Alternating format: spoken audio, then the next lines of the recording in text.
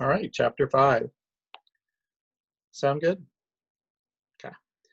Prostechnik Vogon Jeltz was not a pleasant sight, even for other Vogons. His highly domed nose rose high above a small, piggy forehead. His dark green, rubbery skin was thick enough for him to play the game of Vogon civil service politics, and play it well, and waterproof enough for him to survive indefinitely at sea depths of down to 1,000 feet with no ill effects. Not that he ever went swimming, of course. His busy schedule would not allow it. He was the way he was because billions of years ago, when the Vogons had first crawled out of the sluggish primeval seas of Vogsphere and had lain panting and heaving on the planet's virgin shores, when the first rays of the bright young Vauxhall sun had shone across them that morning, it was as if the forces of evolution had simply given up on them there and then, had turned aside in disgust, and written them off as an ugly and unfortunate mistake. They never evolved again. They should never have survived. The fact that they did is some kind of tribute to the thick-willed, slug-brained stubbornness of these creatures. Evolution, they said to themselves, who needs it? And when nature refused to do for them, they simply did without, until such time as they were able to rectify the gross anatomical inconveniences with surgery. Meanwhile, the natural forces on the planet Vogsphere had been working overtime to make up for their earlier blunder. They brought forth scintillating, jeweled, scuttling crabs, which the Vogons ate, smashing their shells with iron mallets.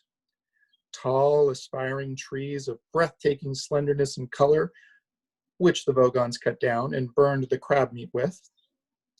Elegant, gazelle-like creatures with silken coats and dewy eyes, which the Vogons would catch and sit on. They were no use as transport because their backs would snap instantly, but the Vogons sat on them anyway. Thus the planet Vogsphere whiled away the unhappy millennia until the Vogons suddenly discovered the principles of interstellar travel. Within a few short Vogue years, every last Vogon had migrated to the Megabrantis cluster, the political hub of the galaxy, and now formed the immensely powerful backbone of the galactic civil service. They have attempted to acquire learning, they have attempted to acquire style and social graces, but in most respects, the modern Vogon is little different from his primitive forebears. Every year, they import 27,000 scintillating, jeweled, scuttling crabs from their native planet and while away a happy, drunken night, smashing them to bits with iron mallets. Prostetnik Vogon Jeltz was a fairly typical Vogon in that he was thoroughly vile. Also, he did not like hitchhikers. Somewhere in a dark, small cabin buried deep in the intestines of the Prostetnik Vogon Jeltz's flagship, a small match flared nervously. The owner of the match was not a Vogon, but he knew all about them and was right to be nervous. His name was Ford Prefect. Ford Prefect's original name is only pronounceable in an obscure Betelgeusian dialect now virtually extinct since the great collapsing Hrung disaster of Gaul, year 03758, which wiped out all the old Praxi-Betel communities of Betelgeuse 7. Ford's father was the only man on the entire planet to survive the great collapsing Hrung disaster, by an extraordinary coincidence that he was never able satisfactorily to explain. The whole episode is shrouded in deep mystery. In fact, no one ever knew what a Hrung was, nor why it had chosen to collapse on Betelgeuse 7, particularly Ford's father. Ford's father, magnanimously waving aside the clouds of suspicion that he had inevitably settled upon him, came to live on Betelgeuse 5, where he had both fathered and uncled Ford. In memory of his now dead race, he christened him in the ancient Praxi-Betel tongue. Because Ford never learned to say his original name, his father eventually died of shame, which is still a terminal disease in some parts of the galaxy. The other kids at school nicknamed him Ix, which in the language of Betelgeuse 5 translates as boy who is not able satisfactorily to explain what a Hrung is, nor why it chose to collapse on Betelgeuse 7. Ford looked about the cabin, but could see very little. Strange, monstrous shadows loomed and leaped with a tiny flickering flame, but all was quiet. He breathed a silent thank you to the Dentraces. The Dentraces are an unruly tribe of gourmands, a wild but pleasant bunch, who the Vogons had recently taken to employing as catering staff on their long-haul flights, on the strict understanding that they kept themselves very much to themselves. This suited the Dentraces fine because they loved Vogon money, which is one of the hardest currencies in space, but loathed the Vogons themselves. The only sort of Vogon a Dentrace liked to see was an annoyed Vogon. It was because of this tiny piece of information that Ford Prefect was now not a whiff of hydrogen, ozone, and carbon monoxide. He heard a slight groan. By the light of the match, he saw a heavy shape moving slightly on the floor. Quickly, he shook the match out, reached in his pocket, found what he was looking for, and took it out. He ripped it open and shook it. He crouched on the floor. The shape moved again. Ford Prefect said, "I brought some peanuts." Arthur Dent moved and groaned again, muttering incoherently. "Here, have some," urged Ford, shaking the packet again. "If you've never been through a matter transference beam before, you've probably lost some salt and protein. The beer you had should have cushioned your system a bit." "Brrr," said Arthur Dent. He opened his eyes. "It's dark," he said. "Yes," said Ford Prefect, "it's dark." "No light," said Arthur Dent. "Dark, no light." One of the things Ford Prefect had always found hardest to understand about humans was their habit of continually stating and repeating the very, very obvious, as in, "It's a nice day," or "You're very tall," or "Oh dear, you seem to have fallen down a 30-foot well. Are you all right?" At first, Ford had formed a theory to account for this strange behavior. If human beings don't keep exercising their lips, he thought, their mouths probably seize up. After a few months' consideration and observation, he abandoned this theory in favor of a new one. If they don't keep exercising their lips, he thought, their brains start working. After a while, he abandoned this one as well, as being obstructively cynical, and decided he quite liked human beings after all, but he remained desperately worried about the terrible number of things they didn't know about. "Yes," he agreed with Arthur. "No light." He helped Arthur to some peanuts. "How do you feel?" he asked him. "Like a military academy," said Arthur. "Bits of me keep on passing out." Ford stared at him blankly in the darkness. "If I asked you where the hell we were," said Arthur weakly, "would I regret it?" Ford stood up. "We're safe," he said. "Oh, good," said Arthur. "We're in a small galley cabin," said Ford, "in one of the spaceships of the Vogon constructor fleet." "Ah," said Arthur. "This is obviously some strange usage of the word safe that I wasn't previously aware of." Ford struck another match to help him search for a light switch. Monstrous shadows leaped and loomed again. Arthur struggled to his feet and hugged himself apprehensively. Hideous alien shapes seemed to throng about him. The air was thick with musty smells which sidled into his lungs without identifying themselves, and a low, irritating hum kept his brain from focusing. "How did we get here?" he asked, shivering slightly.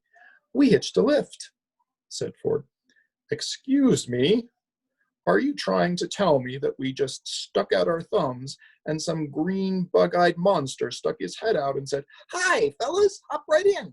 I can take you as far as the Basingstoke roundabout'?" "Well, said Ford. The thumb's an electronic sub-ether signaling device. The roundabouts at Barnard Star 6 light years away, but otherwise that's more or less right. And the bug-eyed monster is green, yes. Fine, said Arthur. When can I go home? You can't, said Ford Prefect, and found the light switch. Shade your eyes, he said, and turned it on. Even Ford was surprised. Good grief, said Arthur. Is this really the interior of a flying saucer? Prostetnik Vogon Jeltz heaved his unpleasant green body around the control bridge. He always felt vaguely irritable after demolishing populated planets. He wished that someone would come and tell him that it was all wrong so that he could shout at them and feel better. He flopped as heavily as he could onto his control seat in the hope that it would break and give him something to be genuinely angry about, but it only gave a complaining sort of creak. Go away, he shouted at a young Vogon guard who entered the bridge at that moment. The guard vanished immediately, feeling rather relieved. He was glad it wouldn't now be him who delivered the report they'd just received. The report was an official release which said that a wonderful new form of spaceship drive was, at that moment, being unveiled at a government research base on Damagran, which would henceforth make all hyperspatial express routes unnecessary. Another door slid open, but this time the Vogon captain didn't shout, because it was a door from the galley quarters where the Dentracies prepared his meals. A meal would be most welcome. A huge furry creature bounded through the door with his lunch tray. It was grinning like a maniac. Prostetnik Vogon Jeltz was delighted. He knew that when a Dentraci looked that pleased with itself, there was something going on somewhere on the ship that he could get very angry about indeed. Ford and Arthur stared around them. Well, what do you think? Said Ford. It's a bit squalid, isn't it?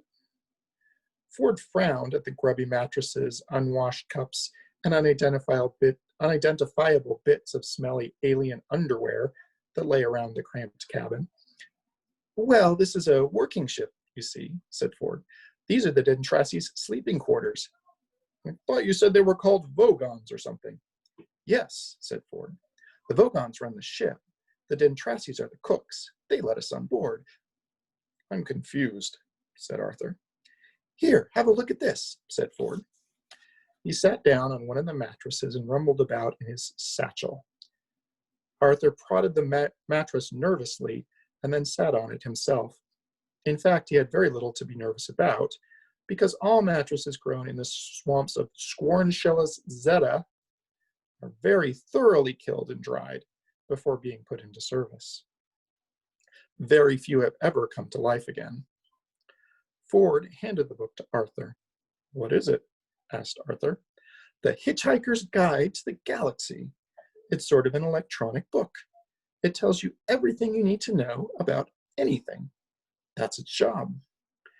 Arthur turned it over nervously in his hands. I like the cover, he said. Don't panic. It's the first helpful or intelligible thing anybody said to me all day. I'll show you how it works, said Ford. He snatched it from Arthur, who was still holding it as if it were a 2-week dead lark, and pulled it out of its cover. You press this button here, you see, and the screen lights up, giving you an index. The screen, about 3 by 4 inches, lit up and characters began to flicker across the surface. You want to know about Vogons, so I entered that name here. His fingers tapped some more keys, and there we are. The words Vogon Constructor Fleets flared in green across the screen. Ford pressed a large red button at the bottom of the screen, and words began to undulate across it. At the same time, the book began to speak the entry in a still, quiet, measured voice. This is what the book said. Vogon Constructor Fleets. Here is what to do if you want to get a lift from a Vogon. Forget it. They're one of the most unpleasant races in the galaxy. Not actually evil, but bad-tempered, bureaucratic, officious, and callous.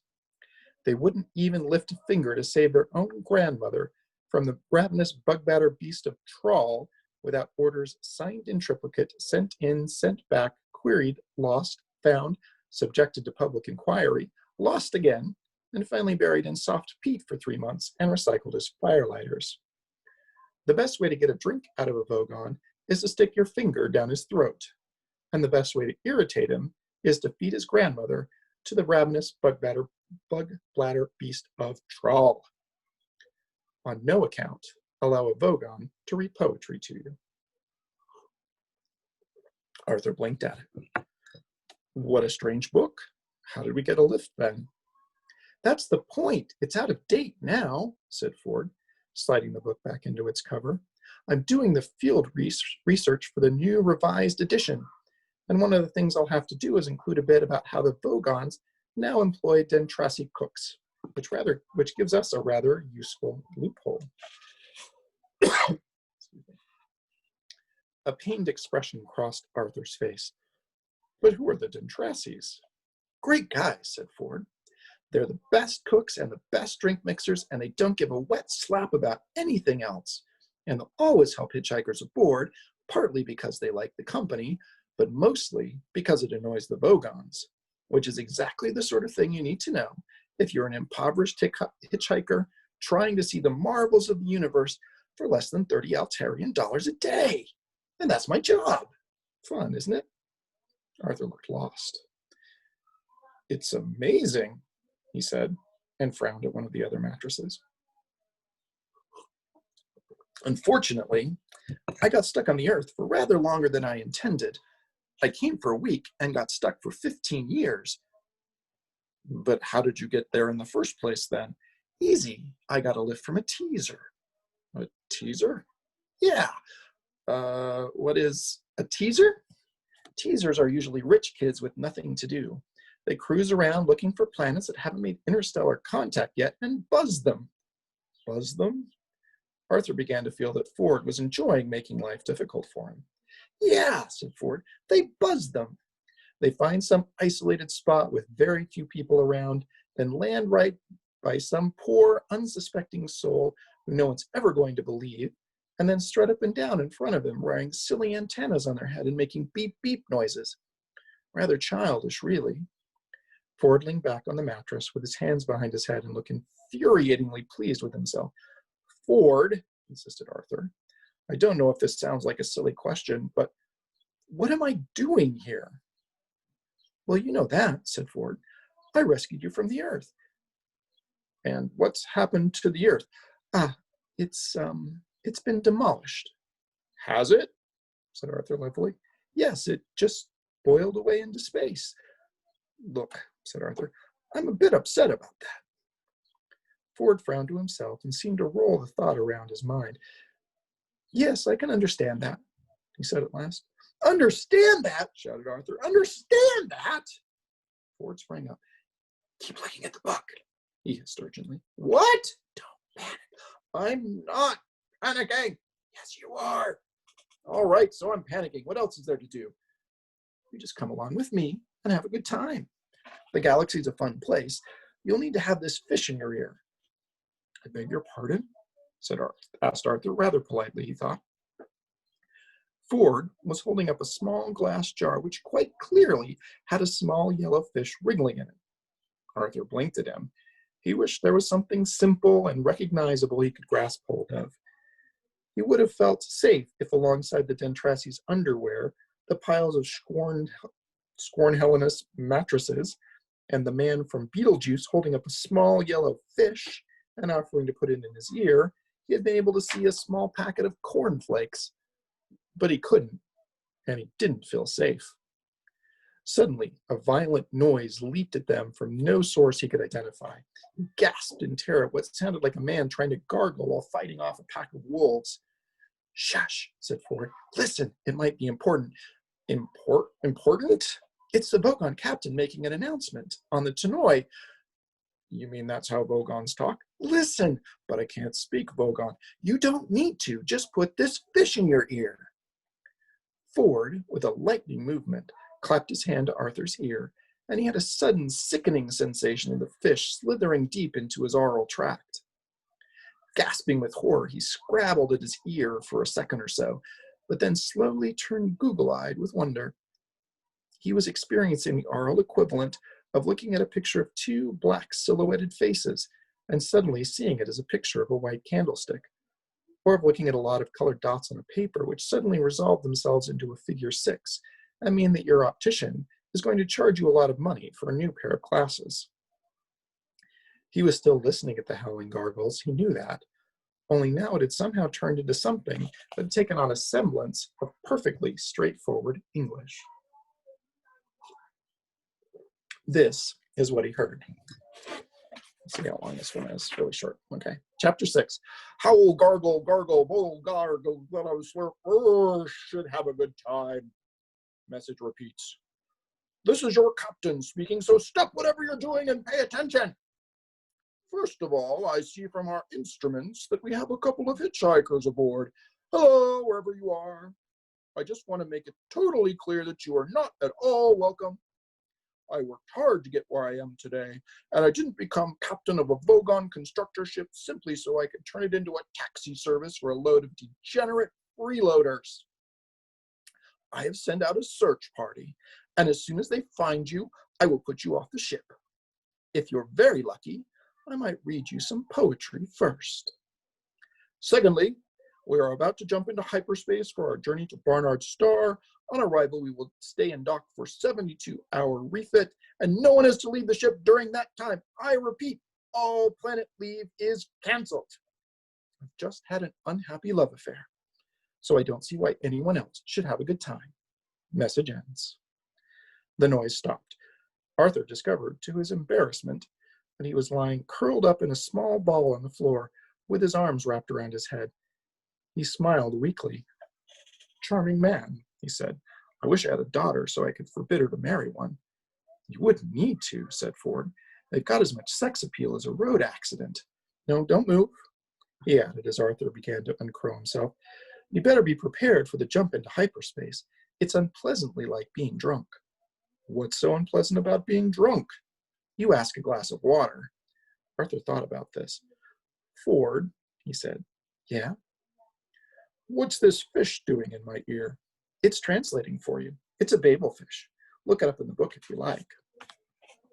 He tossed over The Hitchhiker's Guide to the Galaxy and then curled himself up into a fetal ball to prepare himself for the jump. At that moment, the bottom fell out of Arthur's mind.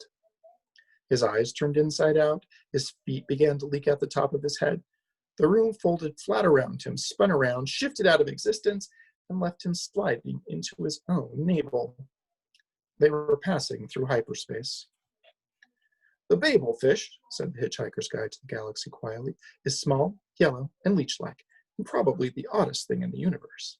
It feeds on brainwave energy received not from its own carrier, but from those around it. It absorbs all unconscious mental frequencies from this brainwave energy to nourish itself with. It then excretes into the mind of its carrier a telepathic matrix formed by combining the conscious thought frequencies with nerve signals picked up from the speech centers of the brain, which has supplied them. The practical upshot of all this is that if you stick a Babel fish in your ear, you can instantly understand anything said to you in any form of language. The speech patterns you actually hear decode the brainwave matrix, which has been fed into your mind by the Babel fish. Now, it is such a bizarrely improbable coincidence that anything so mind-bogglingly useful could have evolved purely by chance, that some thinkers have chosen to see it as a final and clinching proof of the non-existence of God. The argument goes something like this. I refuse to prove I exist, says God, for proof denies faith, and without faith I have nothing. But, says man, the Babel fish is a dead giveaway, isn't it? It could not have evolved by chance. It proves you exist, and therefore, by your own arguments, you don't. QED. Oh dear, says God, I hadn't thought of that, and promptly vanishes in a puff of logic. Oh, that was easy, said man, and for an encore goes on to prove that black is white and gets himself killed on the next zebra crossing. Most leading theologians claim that this argument is a load of Dingo's kidneys. That didn't stop Ulan Kalufid making a small fortune when he used it as a central theme for his best-selling book, Well, That Just About Wraps It Up for God. Meanwhile, the poor Babelfish, by effectively removing all barriers to communication between different races and cultures, has caused more and bloodier wars than anything else in the history of creation. Arthur let out a small groan. He was horrified to discover that the kick through hyperspace hadn't killed him. He was now 6 light years from the place that the Earth would have been if it still existed. Ah, the Earth. Visions of it swam sickeningly through his nauseated mind. There was no way his imagination could feel the impact of the whole Earth having gone. It was too big. He prided his feelings by thinking that his parents and his sister had gone. No reaction. He thought about all the people he had been close to. No reaction. Then he thought of a complete stranger he'd been standing behind in a queue at the supermarket 2 days before and felt a sudden stab. The supermarket was gone. Everyone in it was gone. Nelson's column had gone. Nelson's column had gone, and there would be no outcry, because there was no one left to make an outcry. From now on, Nelson's column only existed in his mind. England only existed in his mind. His mind, stuck here in this dank, smelly, steel-lined spaceship, a wave of claustrophobia closed in on him. England no longer existed. He got that. Somehow he's got it. He tried again. America, he thought, has gone. He couldn't grasp it. He decided to start smaller again. New York has gone. No reaction. He never seriously believed it existed anyway. The dollar, he thought, has sunk forever. Slight tremor there. Every Bogart movie has been wiped, he said to himself, and that gave him a nasty knock. McDonald's, he thought. There is no longer such a thing as a McDonald's hamburger. He passed out. When he came round a second later, he found he was sobbing for his mother. He jerked violently to his feet. Ford! Ford looked up from where he was sitting in a corner, humming to himself. He always found the actual traveling through space part of space travel rather trying. Yeah, he said. If you're a researcher on this book thing, and you were on Earth, you must have been gathering material on it. Well, I was able to extend the original entry a bit, yes. Let me see what it says in this edition again. I've got to see it. Yeah, okay. He passed it over again. Arthur grabbed hold of it and tried to stop his hands shaking. He pressed the entry for the relevant page. The screen flashed and swirled and resolved into a page of print. Arthur stared at it. It doesn't have an entry, he burst out. Ford looked over his shoulder. Yes, it does. Down there, see at the bottom of the screen, just above Eccentrica Golumbits, the triple-breasted whore of Eroticon 6. Arthur followed Ford's finger and saw where it was pointing. For a moment, it still didn't register. Then his mind nearly blew up. What? Harmless? That's all it's got to say? Harmless? One word? Ford shrugged. Well, there are 100 billion stars in the galaxy, and only a limited amount of space in the book's microprocessors. And no one knew much about the Earth, of course. Well, for God's sake, I hope you've managed to rectify that a bit. Oh, yes, well, I managed to transmit a new entry off to the editor. He had to trim it a bit, but it's still an improvement. And what does it say now? Asked Arthur. Mostly harmless, admitted Ford with a slightly embarrassed cough. Mostly harmless, shouted Arthur. What was that noise? Hissed Ford. It was me shouting, shouted Arthur. No, shut up, said Ford. I think we're in trouble. You think we're in trouble? Outside the door were the clear sounds of marching footsteps. The Dentraces? Whispered Arthur. No, those are steel-toed boots, said Ford. There was a sharp ringing on the door. Then who is it? Said Arthur. Well, said Ford, if we're lucky, it's just the Bogons come to throw us into space. And if we're unlucky? If we're unlucky, said Ford grimly, the captain might be serious in his threat. He's going to read us some of his poetry first. We got like 9 more pages for the next chapter. Can't decide if we can get through that before 1. What do you think?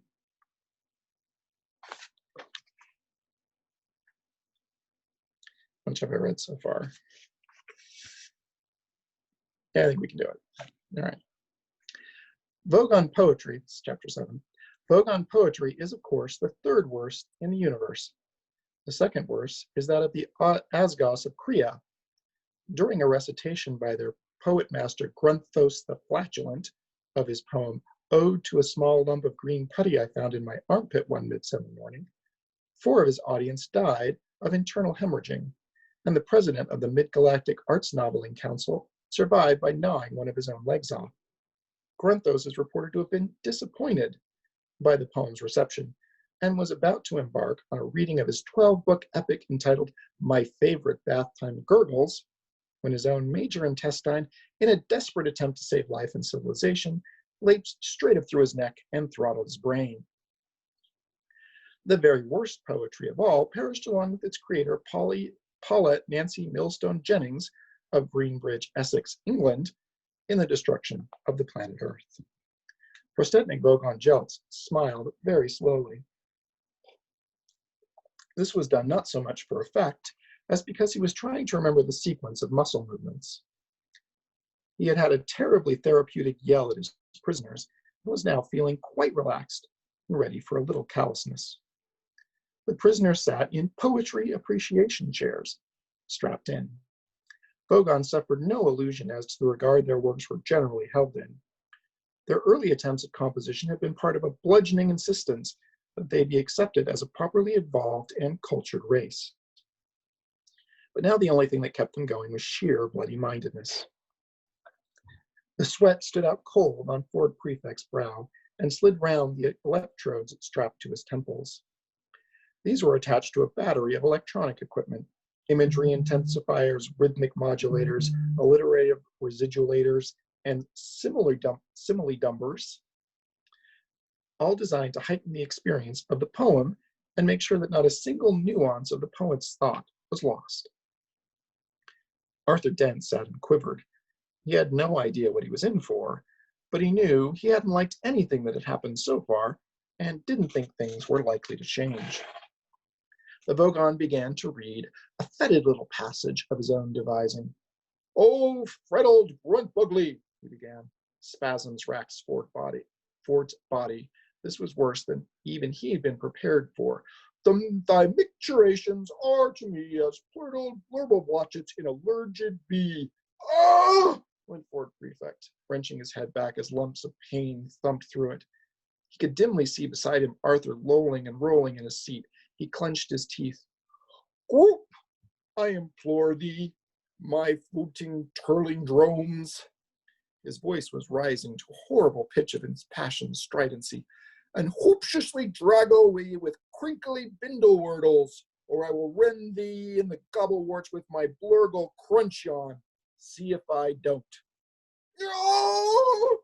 cried Ford Prefect, and threw one final spasm as the electronic enhancement of the last line caught him full blast across the temples. Arthur lolled.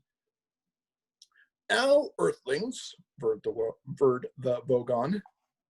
He didn't know that Ford Prefect was in fact from a small planet somewhere in the vicinity of Betelgeuse, and wouldn't care if he had. "I present you with a simple choice.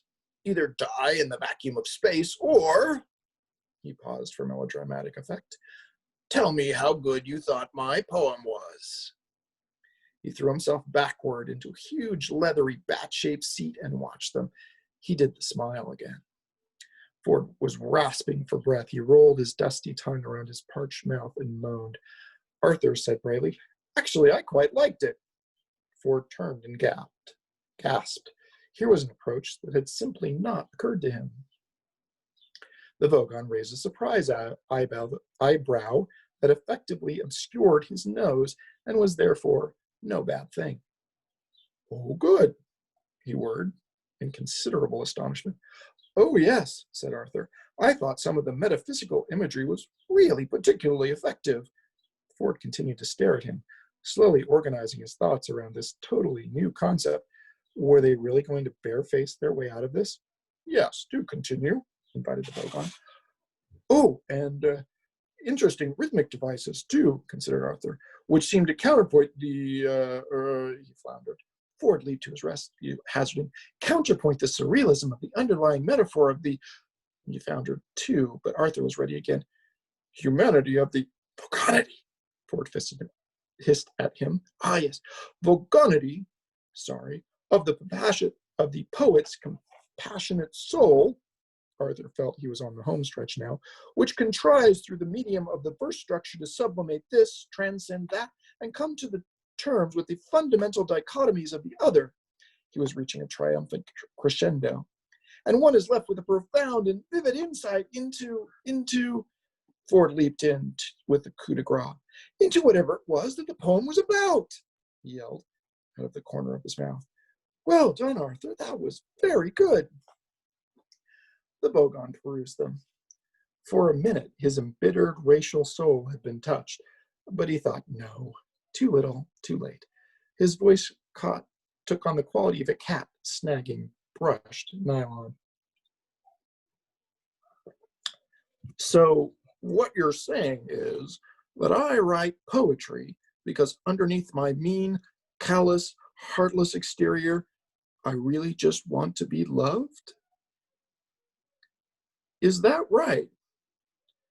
Ford laughed a nervous laugh. "Well, I mean, yes. Don't we all? Deep down, The Vogon stood up. "No, well, you're completely wrong. I just write poetry to throw my mean, callous, heartless exterior into sharp relief.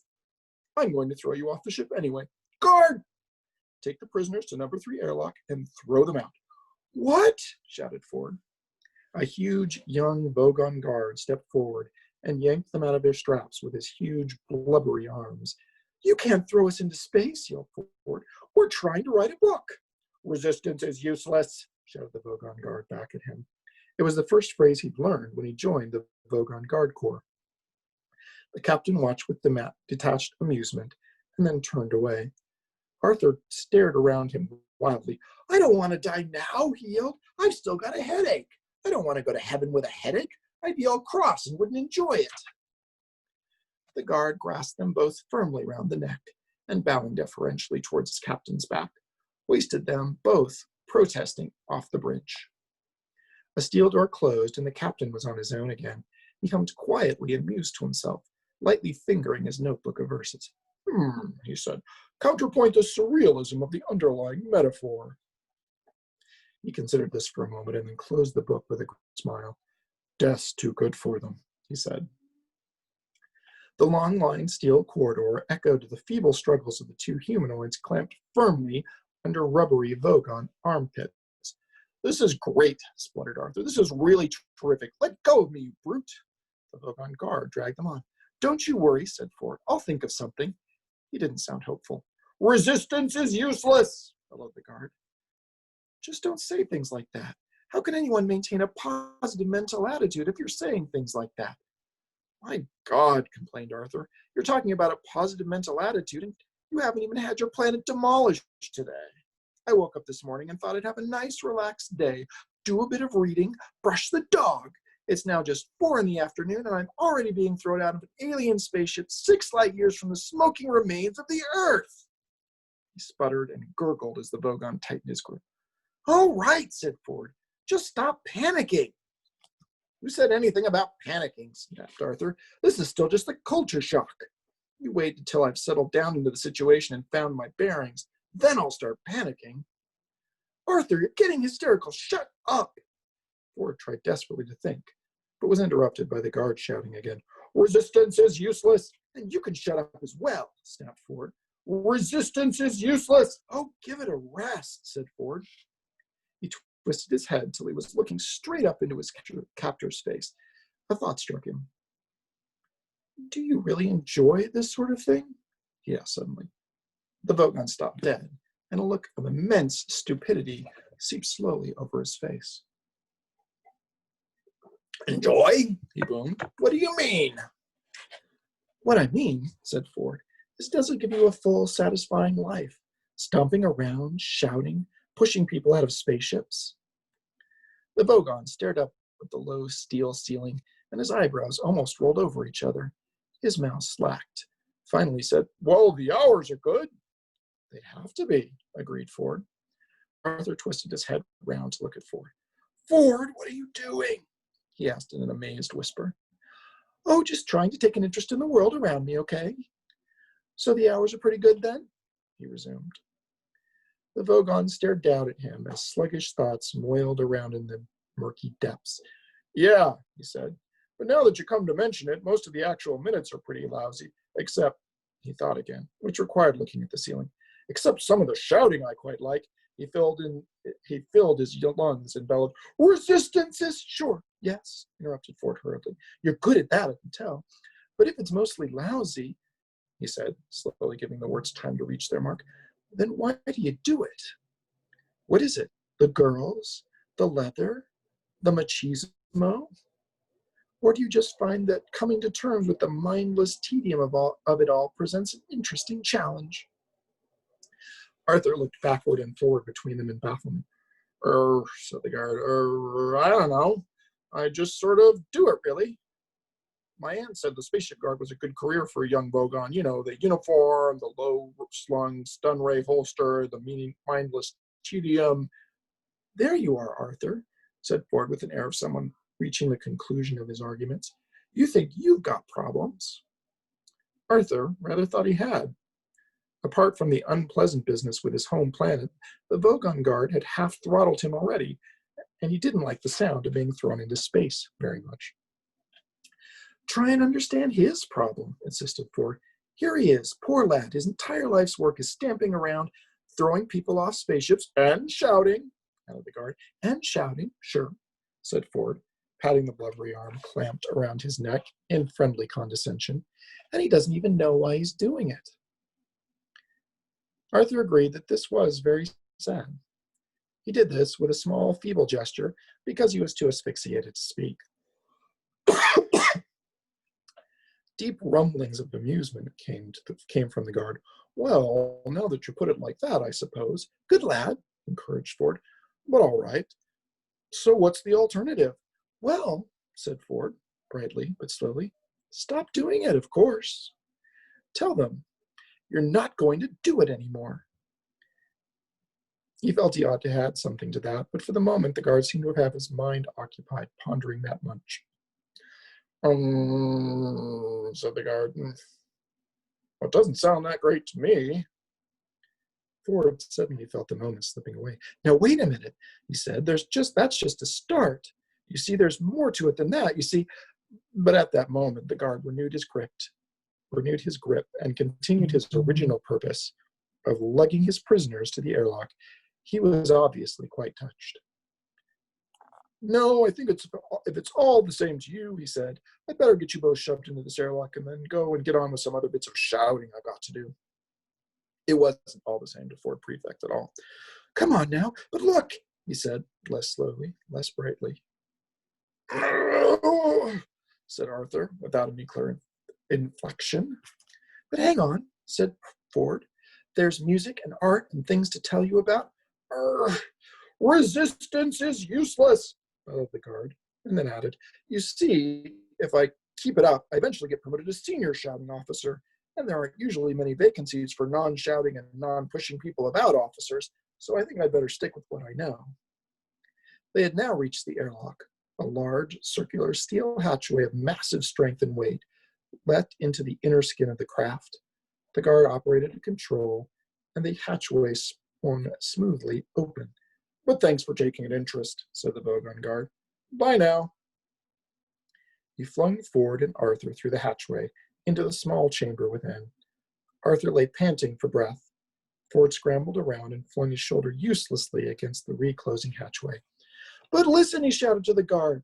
There's a whole world you don't know anything about. Here, how's this? Desperately, he grabbed the only bit of culture he knew offhand. He hummed the first bar of Beethoven's Fifth. Da da da da. Doesn't that stir anything in you? No, said the guard. Not really. But I'll mention it to my aunt. If he said anything further after that, it was lost. The hatchway sealed itself tight, and all sound was lost except for the faint, distant hum of the ship's engines. They were in a brightly polished cylindrical chamber about 6 feet in diameter and 10 feet long. Ford looked around it, panting.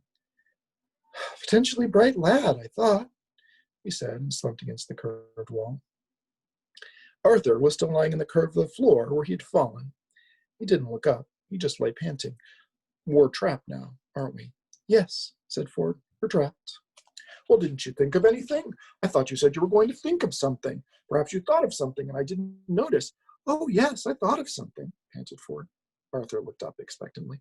But unfortunately, it rather involved being on the other side of this airtight hatchway. He kicked the hatch they'd just been thrown through. But it was a good idea, was it? Oh, yes, very neat. What was it? Well, I hadn't worked out the details yet. Not much point now, is there? So what happens next? Asked Arthur. Oh, well, the hatchway in front of us will open automatically in a few moments, and we will shoot out into deep space, I expect, and asphyxiate. If you take a lungful of air with you, you can last for up to 30 seconds, of course, said Ford. He struck his hands behind his back, raised his eyebrows, and started to hum an old Beetlejuicean battle hymn. To Arthur's eyes, he suddenly looked very alien. So this is it, said Arthur. We are going to die. Yes, said Ford. Except no, wait a minute. He suddenly lunged across the chamber at something behind Arthur's line of vision. What's this switch? He cried. What? Where? Cried Arthur, twisting around. No, I was only fooling, said Ford. We are going to die after all. He slumped again against the wall again and carried on the tune from where he left off. You know, said Arthur, it's at times like this when I'm trapped in a Vogon airlock with a man from Beetlejuice and about to die of asphyxiation in deep space that I really wish I'd listened to what my mother told me when I was young. Why? What did she tell you? I don't know. I didn't listen. Oh. Ford carried on humming. This is terrific, Arthur thought to himself. Nelson's column is gone. McDonald's is gone. All that's left is me and the words mostly harmless. Any second now, all that will be left is mostly harmless. And yesterday, the planet seemed to be going so well. A motor whirred. A slight hiss built into a deafening roar of rushing air as the outer hatchway opened onto an empty blackness studded with tiny, impossibly bright points of light. Ford and Arthur popped into outer space like corks from a toy gun.